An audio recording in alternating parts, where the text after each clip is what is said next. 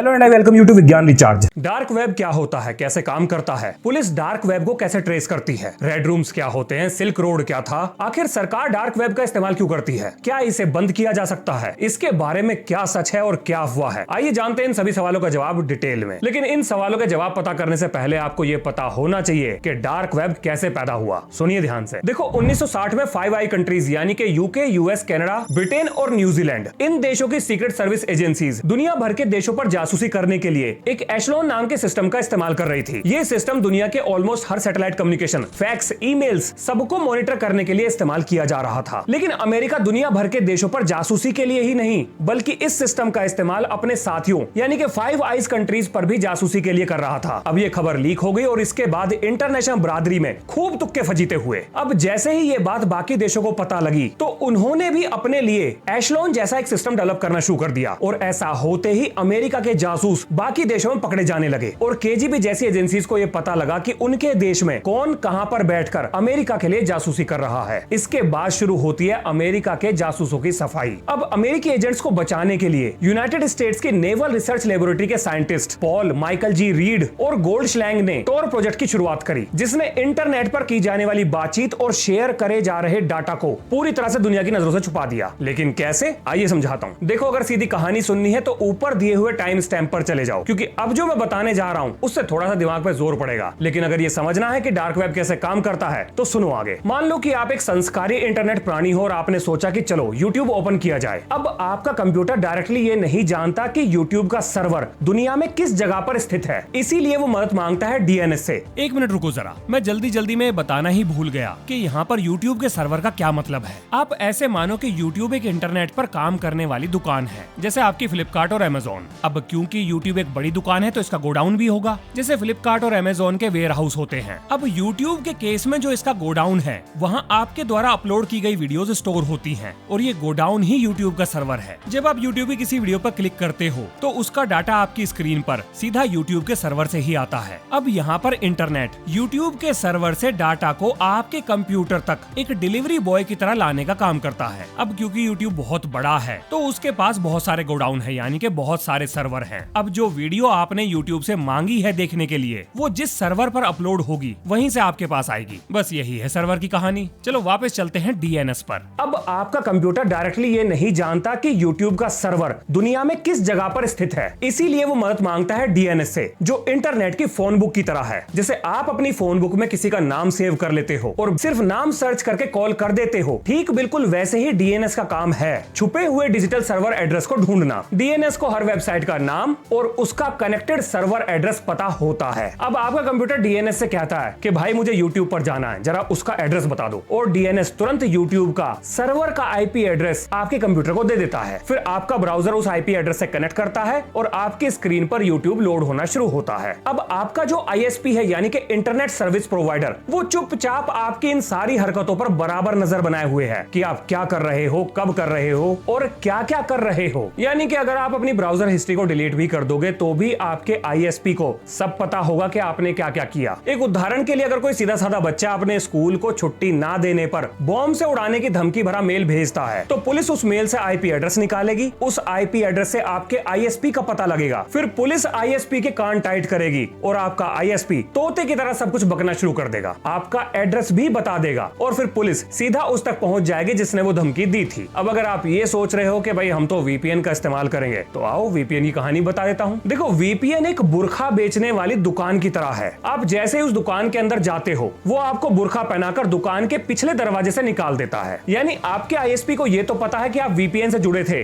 लेकिन आपने जुड़ने के बाद क्या किया ये आपके आईएसपी को नहीं पता लगेगा, क्योंकि वीपीएन आपका असली आईपी एड्रेस छुपा लेगा और उसकी जगह पर अपना आईपी एड्रेस दिखाएगा। लेकिन अगर पुलिस पीछे पड़ गई तो पुलिस उस वीपीएन कंपनी के पास जाएगी और फिर उसके पेज टाइट करेगी और फिर वो आपकी सारी जानकारी पुलिस को दे देगा। अब अगर वीपीएन की कहानी क्लियर हो गई तो जरा डार्क वेब को समझ लो। तो देखो, डार्क वेब एक 3 लेयर वाले बॉक्स की तरह है। मान लो कि आपने एक सीक्रेट मैसेज को एक छोटे से बॉक्स के अंदर बंद कर दिया, फिर उस छोटे बॉक्स को एक बड़े बॉक्स में बंद कर दिया, फिर उन दोनों बॉक्स को उससे भी बड़े एक बॉक्स के अंदर बंद कर दिया। अब ये बड़ा बॉक्स आपने किसी के थ्रू एक एड्रेस पर भिजवा दिया। अब जिसको ये बॉक्स मिला, उसने जब इसको खोला तो उसके अंदर उसे एक और बॉक्स मिला जिस पर एक और एड्रेस लिखा हुआ था। अब उसने उस बॉक्स को दूसरे एड्रेस पर भेज दिया, फिर वहां पर वो बॉक्स खोला गया जिसके अंदर एक और बॉक्स निकला, उस पर भी एड्रेस लिखा हुआ था। फिर उस आदमी ने उस बॉक्स को तीसरी जगह पर भेज दिया, फिर तीसरे बंदे ने उस बॉक्स को खोला और वो मैसेज उसको जाकर मिला। अब कमाल की चीज ये है कि हर आदमी अगले वाले का एड्रेस जानता था, यानी कि पूरा रास्ता किसी को भी नहीं पता था कि ये बॉक्स कहां से आया है। और डार्क वेब बिल्कुल इसी तरीके से काम करता है, बस इसमें बॉक्स के बजाय नोड्स होते हैं। यानी जैसे ही आप डार्क वेब से जुड़ते हो तो आपकी इंफॉर्मेशन वाला बॉक्स पहले एड्रेस पर पहुंच जाता है, यानी कि पहले नोड पर पहुंच जाता है, फिर वहां से वो दूसरे नोड पर जाता है और फिर तीसरे नोड पर जाता है। अब हर नोड को ये तो पता है कि इस इंफॉर्मेशन को आगे कहां पर भेजना है, लेकिन ये कहां से आई इसके बारे में कोई नहीं जानता। और दुनिया में डार्क वेब से जुड़ा हुआ हर कंप्यूटर नोड की तरह काम कर सकता है अगर जरूरी सेटिंग कर दी जाए तो, जो आपकी हर एक्टिविटी को एनक्रिप्ट कर देते हैं, वो भी एक लेयर से नहीं बल्कि तीन लेयर से। अब क्योंकि यहाँ पर मल्टी लेयर एनक्रिप्शन है, इसीलिए इसे प्याज से कंपेयर किया गया है। जैसे प्याज का एक छिलका उतारने पर दूसरा छिलका निकलता है, ठीक इसी तरह से यहाँ पर भी लेयर के ऊपर लेयर का एनक्रिप्शन है। और इसी मल्टी लेयर एनक्रिप्शन की वजह से अगर आप ध्यान दोगे तो टॉर ब्राउजर का जो आइकन है वो प्याज के फॉर्म में है, और यही वो कारण है जिसकी वजह से डार्क वेब की वेबसाइट्स को ओनियन वेबसाइट कहा जाता है। अब ये ओनियन वेबसाइट नॉर्मल वेबसाइट से अलग कैसे होती हैं, जरा ये समझिए। मान लो कि आपको MIT यूनिवर्सिटी का URL नहीं पता, तो आप गूगल पर जाओगे, सर्च करोगे, वहां पर जो रिजल्ट्स आएंगे उनमें से क्लिक करोगे और MIT पर चले जाओगे। लेकिन ओनियन वेबसाइट के केस में ऐसा संभव नहीं है, क्योंकि इनका गूगल जैसा कोई भी सर्च इंजन नहीं होता और ना ही इनका कोई DNS रिकॉर्ड है कि ये किस सर्वर से लिंक है। कोई भी जानकारी किसी के पास नहीं होती। अगर आपको ओनियन वेबसाइट का एग्जैक्ट URL नहीं पता तो आप वेबसाइट को एक्सेस नहीं कर सकते, आप उसे नहीं खोल सकते। अब सवाल आता है कि फिर इन वेबसाइट्स के बारे में पता कैसे लगता है। तो देखो, जो लोग इन वेबसाइट को यूज करते हैं वो अलग अलग फोरम्स पर इनके URL को बाकी लोगों के साथ शेयर करते हैं और इसी शेयरिंग के मेथड से ये वेबसाइट बाकी लोगों तक पहुंचती हैं। इसके अलावा इन तक पहुंचने का और कोई तरीका नहीं। अब अगर जो मैंने बताया वो आपके ऊपर से गया तो इसका मतलब कि आपको ये समझने की जरूरत है कि इंटरनेट काम कैसे करता है, जिसके ऊपर मैं पहले एक वीडियो बना चुका हूं और आप चाहो तो इस वीडियो के बाद उसे देख सकते हो। उस वीडियो को देखने के बाद इंटरनेट से जुड़े हुए आपके हर सवाल का जवाब आपको मिल जाएगा। अब टॉर प्रोजेक्ट के पूरा होते ही अमेरिका के सामने सबसे बड़ी चुनौती ये थी कि अगर टॉर को सिर्फ उसके ही जासूस इस्तेमाल करेंगे तो वो दूसरे देश के इन्वेस्टिगेटिव एजेंसीज के रडार पर आ जाएंगे। इसीलिए अमेरिका ने इसे ओपन सोर्स यानी कि पब्लिक के इस्तेमाल के लिए छोड़ दिया। अब क्योंकि इसे आम लोग भी इस्तेमाल कर रहे थे तो उसके जासूस भीड़ का हिस्सा बनकर अपने आप को छुपाने में कामयाब हो गए। अब डार्क वेब की इसी खासियत यानी कि पकड़े ना जाने वाली खासियत की वजह से दुनिया भर के गलत काम इस पर होने लगे, जैसे हथियारों की खरीद, ड्रग्स की तस्करी, human trafficking, fake currency, fake passport और भी ना जाने क्या क्या। यानी कि दुनिया भर की इन्वेस्टिगेटिव एजेंसीज के लिए अमेरिका ने एक ऐसी चरस बो दी थी जिसका इलाज किसी के पास नहीं था। अब आपको बताता हूं डार्क वेब से जुड़ी हुई कुछ ऐसी घटनाओं के बारे में जिन्होंने दुनिया भर की इन्वेस्टिगेटिव एजेंसीज की रातों की नींद उड़ा दी थी। तो पहला है सिल्क रोड केस। रॉस उल्ब्रिच 26 साल का physics graduate, self taught coder, silk road नाम से डार्क वेब पर एक वेबसाइट बनाता है जहां पर सारे गलत काम यानी कि फेक आईडी, ड्रग्स, वेपन्स, सारी चीजों की तस्करी होती है। अब क्योंकि पेमेंट भी क्रिप्टो में हो रही थी तो इसको ट्रेस कर पाना लगभग नामुमकिन था। अब यहाँ पर शुरू होती है जेम्स बॉन्ड वाली कहानी। पूरे 2 साल की जांच पड़ताल के बाद FBI को रॉस की एक पुरानी पोस्ट मिलती है जो उसने किसी फोरम पर करी थी, जहां पर उसने लोगों को यह कहा था कि उसने सिल्क रोड नाम से एक वेबसाइट डिजाइन की है और लोगों को उस पर विजिट करना चाहिए। अब रॉस ने यह पोस्ट तो कर दी लेकिन वो इसको बाद में डिलीट करना भूल गया। अब यहाँ से FBI को एक नाम पता लगा कि कोई रॉस नाम का बंदा है। अब FBI ने उसके सारे सोशल मीडिया अकाउंट्स और उनकी पोस्ट की कुंडली को खंगालना शुरू कर दिया, जिससे उसकी सरकार विरोधी विचारधारा के बारे में पता लगा। अब सिल्क रोड पर उसका नाम था ड्रेड पायरेट। FBI ने ड्रेड पायरेट के नाम से जो पोस्ट की जा रही थी उनको भी खंगालना शुरू करा और ये पाया कि दोनों की विचारधारा लगभग मिलती जुलती है। लेकिन ये सारी चीजें रॉस को दोषी साबित करने के लिए काफी नहीं थी, क्योंकि अमेरिका में चीजें भारत की तरह काम नहीं करती कि पुलिस ने घर से उठा लिया, फिर मार कूट दिया, जज के सामने पेश करके रिमांड ले ली और उसके बाद तारीख पर तारीख पर तारीख, और जब आप कई साल बाद बेगुनाह साबित हो गए तो जज पुलिस से ये कहेगा चलो सॉरी बोलो। ये भारत में ही होता है, ये स्पेशल प्रिविलेज हमारे ही पास है बस। चलो छोड़ो, आगे सुनो। अब FBI ने शक के आधार पर रॉस की फील्डिंग लगा दी कि ये कहां आता है, कहां जाता है, क्या करता है, और 1 अक्टूबर सन 2013 को रॉस सैन फ्रांसिस्को की पब्लिक लाइब्रेरी में शांति से अपने काम करने के लिए जाता है, जहां पर FBI के एजेंट्स स्टूडेंट बनकर, कुछ लोग रिसर्चर बनकर, प्रोफेसर बनकर वहां पहले से ही मौजूद थे। रॉस आराम से बैठता है, अपना लैपटॉप खोलता है, डार्क वेब से कनेक्ट करके अपने एडमिन पैनल को लॉगिन करता है, तभी उसके पीछे दो एजेंट्स आपस में झगड़ना शुरू कर देते हैं। और जैसे ही रॉस पीछे मुड़कर देखता है, एक और एजेंट उसके सामने से लैपटॉप को छीन लेता है। और बस सिल्क रोड का डैशबोर्ड खुला था जिसमें लाइव ऑर्डर्स आ रहे थे, एडमिन पैनल के मैसेजेस थे, चैट विंडो में बायर्स और सेलर्स एक्टिव थे और बिटकॉइन ट्रांजैक्शन साफ साफ देखी जा सकती थी। FBI ने रॉस को अरेस्ट किया, जज के सामने पेश किया और जज ने उसे आजीवन कारावास की सजा दी।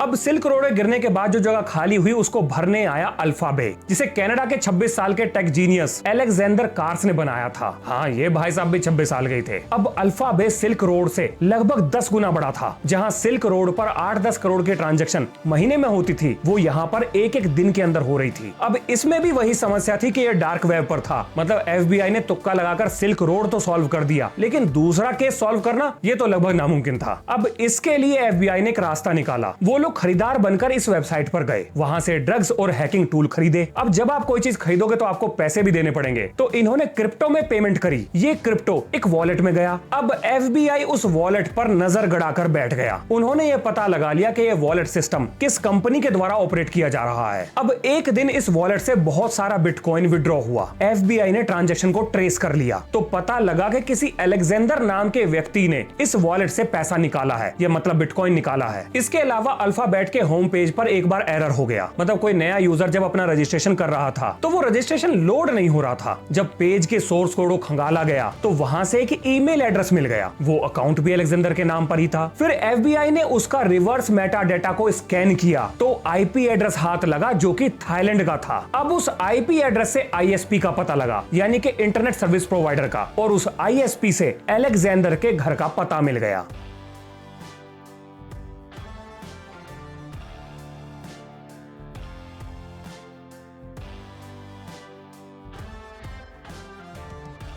उसका लैपटॉप उसके साथ था जो कि ऑन था, जिसमें एडमिन पैनल लॉगिन था। उसके लैपटॉप में एक टेक्स्ट फाइल मिली जिसमें सारे पासवर्ड लिखे हुए थे और एक एक्सेल शीट भी थी जिसमें डेली का प्रॉफिट और खर्चे भी लिखे हुए थे। FBI के हाथ पूरा खजाना लग गया था। अमेरिका ने थाईलैंड से अलेक्जेंडर को एक्स्ट्राडाइट करने के लिए कहा, लेकिन कमाल है कि पकड़े जाने के 7 दिन बाद अलेक्जेंडर जेल में मर गया। ये आज भी एक मिस्ट्री है कि अलेक्जेंडर कैसे मरा। कुछ लोग ये भी कहते हैं कि उसके पास कुछ ऐसे राज थे जो अगर खुल जाते तो राजनीतिक भूचाल ला देते, इसीलिए उसे जेल में मरवा दिया गया। इसके अलावा डार्क वेब के ऊपर प्लेपेन नाम की वेबसाइट भी थी, जहां पर छोटे बच्चों के ऊपर अत्याचार करते हुए फिल्म किया जाता था, जिसे ऑपरेशन पैसिफायर चलाकर बंद कराया गया। और इसके बारे में मैं यहाँ पर ज्यादा बात नहीं कर सकता। ये वीडियो ऐसी ही कुछ बातों की वजह से YouTube के द्वारा not suitable for all age group करके पहले ही 2-3 बार फ्लैग कर दी गई थी। तो जितना मैं यहाँ बोल सकता हूँ बस उतना ही बताऊंगा। पर एक फेमस केस के बारे में बता देता हूँ जिसका नाम है डेजी डेस्ट्रॉयड। मतलब रूह कपा देने वाली घटनाएं हैं ये। ऐसी डिटेल्स हैं कि अगर बता दी जाए तो शायद आदमी सुन ना पाए, और मैं इसके बारे में भी ज्यादा बात नहीं करूंगा। आगे सुनिए। शैडो ब्रोकर के नाम से एक हैकर ग्रुप था। किस देश से था ये तो नहीं पता, लेकिन उसने NSA का हैकिंग टूल चुरा लिया और उसे डार्क वेब पर बेच दिया, जो 2017 में वानाक्राई रैंसमवेयर अटैक हुआ था, जिसने पूरी दुनिया के हॉस्पिटल्स, रेलवेज और कंपनीज को पूरी तरह से ठप कर दिया था। उस टूल को बनाने वाली अमेरिका की नेशनल इन्वेस्टिगेटिव एजेंसी थी, जिसको हैकर्स ने चुराकर डार्क वेब पर बेचा था, जिसकी मदद से बाद में रैंसमवेयर अटैक हुए थे। और ये तो उन चीजों की एक छोटी सी झलक है जो पब्लिक डोमेन में आ गई। असल में हमारी सोच समझ से परे उस दुनिया में सब कुछ होता है। अब जरा डार्क वेब से जुड़े हुए कुछ सवाल जवाब ले लेते हैं। तो पहला सवाल है कि डार्क वेब पर क्या क्या होता है। तो देखो, डार्क वेब पर weapons, fake passport, fake currency, hacking tools, चोरी का डाटा और दुनिया के हर गलत काम से जुड़ी हुई सामग्री अवेलेबल है। और यहाँ पर ऐसे लोग भी हैं जो विसल ब्लोअर का काम करते हैं, यानी कि अगर सरकार ने कुछ गलत करा तो सरकार के रडार से छुपकर वो सरकार की जानकारी पब्लिक में लीक भी करते हैं। अब दूसरा सवाल है, क्या डार्क वेब खतरनाक है? अगर आप कुछ गलत एक्टिविटी करते हो या कुछ गलत डाउनलोड करते हो तो मुसीबत में फंस सकते हो। अब अगला सवाल है, क्या पुलिस डार्क वेब को ट्रेस कर सकती है? बिल्कुल कर सकती है। अगर आप कोई गलती करोगे तो पकड़े जाओगे। और आपको पुलिस की क्षमताओं का पीछे जो मैंने 2 कहानियां सुनाई हैं इससे पता लग गया होगा। अब अगला सवाल है कि ओनियन वेबसाइट्स कैसे मिलती हैं? तो देखो, इन वेबसाइट्स को फोरम्स पर शेयर किया जाता है। इनका कोई सर्च इंजन तो नहीं है। वैसे इनकी लिस्ट शायद हिडन विकी नाम की वेबसाइट पे अवेलेबल है और ये जानकारी भी इंटरनेट इंटरनेट पे अवेलेबल है। अगला सवाल है, क्या रेड रूम सच में एग्जिस्ट करते हैं? तो देखो, सबसे पहले ये समझो कि रेड रूम्स होते क्या हैं। देखो, रेड रूम एक ऐसी जगह है जहां पर लोग किसी दूसरे आदमी, औरत या बच्चे को टॉर्चर करते हुए देखने के पैसे देते हैं। वैसे तो ये कहा जाता है कि रेड रूम्स का आज तक कोई सबूत नहीं मिला है, पर देखो ये डार्क वेब है, इससे बाहर जो जानकारी आएगी बस हमें वही पता लगेगी। इसके अंदर क्या क्या हो रहा है पूरी जानकारी किसी को भी नहीं पता है। अगला सवाल है, क्या डार्क वेब पर हिटमैन मिलता है? हिटमैन से यहाँ पर मतलब है किसी की हत्या करने के लिए क्या कोई किराए का किलर मिलता है? तो वेल, ये भी फेक ही है, क्योंकि अभी तक तो कोई पकड़ा गया नहीं है। अगला सवाल है कि अगर गलती से इल्लीगल लिंक खुल गया तो क्या होगा? अगर गलती से कोई इल्लीगल लिंक खुल गया है तो आप उसे तुरंत बंद करो, वहां पर क्लिक ना करो, किसी से बातचीत ना करो और तुरंत वहां से निकल लो, कोई दिक्कत नहीं होगी। क्या डार्क वेब पर सब कुछ गलत ही होता है? मतलब सब कुछ बुराई है, कुछ अच्छा नहीं है? नहीं, अच्छा भी है। आप ये मानो कि दूसरे देश में जो हमारे जासूस काम कर रहे हैं, या रोके एजेंट्स मान लो, या कुछ और नाम ले लो, जो सीक्रेट सर्विस से जुड़े हुए लोग हैं, वो डाटा कैसे भेजते हैं? इसी डार्क वेब के थ्रू भेजते हैं, नहीं तो वो ट्रेस हो जाएंगे। तो कुछ मामलों में इसके फायदे भी हैं। अब अगला सवाल है, क्या डार्क वेब को पूरी तरह से बंद किया जा सकता है? तो वेल, नहीं, अब इसको बंद करना असंभव है, नामुमकिन है। देखो, डार्क वेब एक डिसेंट्रलाइज सिस्टम है, इसके सर्वर की कोई लोकेशन नहीं, ये नोड बेस्ड टेक्नोलॉजी पे काम करता है। मतलब इसको ट्रेस करना लगभग नामुमकिन है और इसको खत्म करना भी नामुमकिन है, अनलेस अनटिल के लोग इसका इस्तेमाल करना छोड़ दें, तभी ये खत्म हो सकता है। अब आता है अगला सवाल कि भारत में कौन सी साइबर एजेंसी डार्क वेब को देखती है, मतलब उस पर नजर रखती है? तो देखो जी, ये है CERT-IN, जिसे Indian computer emergency response team भी कहा जाता है। ये NIA यानी कि नेशनल इन्वेस्टिगेटिव एजेंसी, CBI और साइबर सेल और हर स्टेट की साइबर यूनिट, ये सब लोग मिलकर डार्क वेब पर नजर रखते हैं। ये जो आप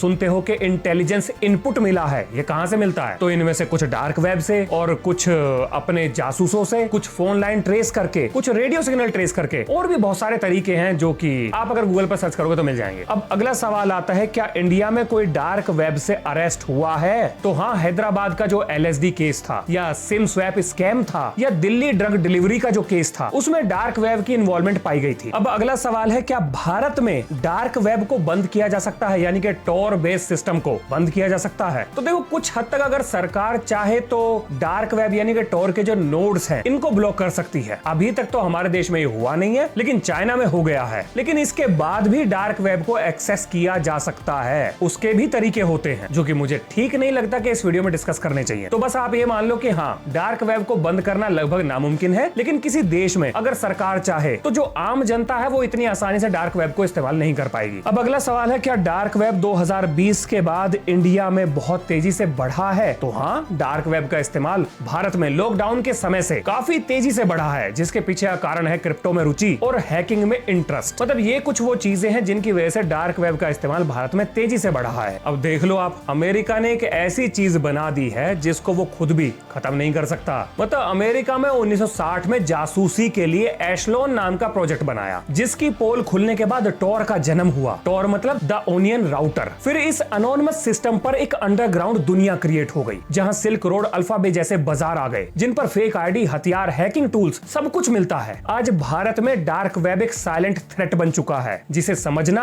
और संभालना दोनों जरूरी है। देखो, वैसे तो इस दुनिया को खत्म करना नामुमकिन है, लेकिन हमारी सरकार को राष्ट्रीय सुरक्षा को ध्यान में रखते हुए कुछ जरूरी कदम उठाने की जरूरत है, नहीं तो इसका इस्तेमाल भविष्य में बहुत सारे गलत कामों में किया जाएगा। जैसे जैसे लोगों को इसके बारे में ज्यादा जानकारी होगी, ये चीज सरकार और समाज के लिए खतरा बन जाएगी। इसीलिए अभी से कंट्रोल जरूरी है। देखो, भारत को एक dedicated dark web monitoring cell की जरूरत है, जो इन ऑनियन वेबसाइट्स को मॉनिटर करे, इनका रिकॉर्ड मेंटेन करे। अब इससे ड्रग्स, फेक आईडी या ह्यूमन ट्रैफिकिंग से जुड़े हुए जो केसेस हैं, उन्हें सॉल्व करने में ये कदम बहुत काम आएंगे। इसके अलावा हमारे देश के खिलाफ हो रही साजिशों को भी पकड़ने में यहाँ से मदद मिलेगी। आम आदमी का डाटा सेफ रहेगा और साइबर गुंडागर्दी भी कम होगी। इसके अलावा क्रिप्टो वॉलेट KYC मैंडेटरी होना चाहिए। अगर देश में से कोई भी क्रिप्टो में ट्रांजैक्शन करता है, कोई लेता है या कोई देता है, कुछ खरीदता है या बेचता है, तो उसकी ट्रेल सरकार के पास होनी चाहिए। अगर आप कुछ गलत करोगे तो पकड़े जाओगे, और अगर आप सही काम कर रहे हो तो सरकार भी कुछ नहीं कहेगी। इसके अलावा भारत अलग अलग देशों के साथ इंटरनेशनल साइबर ट्रीटी को भी प्रपोज कर सकता है, जिसमें भारत इंटरपोल, यूरोपोल और FBI के साथ मिलकर डार्क वेब पर हो रही गतिविधियों पर नजर रख सकता है। अब इससे ये फायदा होगा कि अगर किसी देश से कोई चोर या डॉन या फिर किसी तरह का बड़ा क्राइम करके कोई भागता है, तो उसको ट्रेस करने में बड़ी आसानी हो जाएगी। वैसे सरकार एक पब्लिक रिपोर्टिंग प्लेटफॉर्म भी बना सकती है। मतलब अगर गलती से कोई डार्क वेब पर कोई गलत वेबसाइट खोल लेता है और किसी इलीगल एक्टिविटी को होते हुए देखता है, तो वो उसे रिपोर्ट कर सकता है, और ये रिपोर्टिंग बिल्कुल अनोनिमस होगी, यानी कि रिपोर्ट करने वाले के बारे में कोई भी जानकारी जानकारी किसी को पता नहीं लगेगी। इससे देश की सुरक्षा में एक बड़ा बूस्ट मिलेगा। इसके अलावा भारत सरकार एक साइबर इंटेलिजेंस थ्रेट ग्रिड का भी निर्माण कर सकती है, जो हर स्टेट के साइबर सेल्स को रियल टाइम डाटा ट्रांसफर करेंगे। मतलब अगर उन्हें किसी चीज का शक है तो वो अलर्ट रियल टाइम में सभी स्टेट्स के पास पहुंच जाएगा। इसमें प्राइवेट आईएसपी और वीपीएन कंपनीज को भी जोड़ा जाना चाहिए। इससे ये फायदा होगा कि छोटे शहरों में जो स्कैम्स होते हैं उन्हें पकड़ने में काफी आसानी हो जाएगी, क्योंकि डाटा शेयरिंग तुरंत होगी और फास्ट एक्शन लिया जा सकता है। इसके अलावा एजुकेशन सिस्टम में भी थोड़े बहुत रिफॉर्म चाहिए। मतलब बच्चों को डिजिटल एथिक्स और ऑनलाइन सेफ्टी के बारे में भी बताना चाहिए। पेरेंट्स और टीचर की ट्रेनिंग भी होनी चाहिए, जहां पेरेंट्स और टीचर को ट्रेन किया जाए कि वो बच्चों की ऑनलाइन एक्टिविटी और क्यूरियोसिटी को पॉजिटिवली गाइड करें। अगर भारत सरकार इन कदमों को उठाती है तो जो दुनिया भर में हमारे देश की बदनामी हो रही है कि हमारे देश से स्कैमर्स निकल रहे हैं, जो दुनिया भर में ठगी कर रहे हैं, उसको भी काबू करने में काफी मदद मिलेगी। ये दुनिया जिसे हम डार्क वेब कहते हैं, ये वेबसाइट्स का जंगल नहीं, बल्कि हम इंसानों के अंदर छुपे हुए अंधेरे को भी दिखाती है। नहीं तो आप जरा ये सोचो कि छोटे बच्चों को तड़पा तड़पा कर मारते हुए कोई क्यों देखना चाहेगा। डार्क वेब की अंधेरी दुनिया जहां एक तरफ आजादी देती है, वहीं इस आजादी से अराजकता भी पैदा करती है। जहां पर कुछ लोग इसे सच बोलने के लिए चुनते हैं और कुछ लोग बिना शक्ल बिना नाम के गलत काम की सौदेबाजी करने के लिए चुनते हैं। ये वो दुनिया है जिसे अब मिटाना नामुमकिन है और इसके पक्ष और विपक्ष में दुनिया अब बट चुकी है। तो आप किस साइड खड़े हैं? क्या भारत में डार्क वेब को बंद कर देना चाहिए? कम से कम आम लोग तो इससे बचेंगे, या आप ये सोचते हैं कि नहीं, इस तरीके से फ्री स्पीच पर लगाम लग जाएगी? आप क्या सोचते हैं? लिखिए अपना जवाब कमेंट में। तो ये है इस वीडियो का अंत। मिलते हैं नेक्स्ट वीडियो में। जय हिंद, जय भारत।